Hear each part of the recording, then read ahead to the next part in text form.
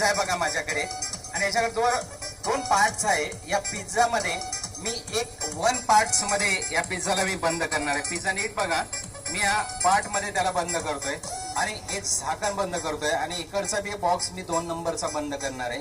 तर तुम्ही सांगायचा नेमका 3 तिकडे गायब केलाय बघा, तिकडे 1 2 3 चल जाओ. हा गेला तिकडे, ते बघा गेला तिकडे, गायब केला.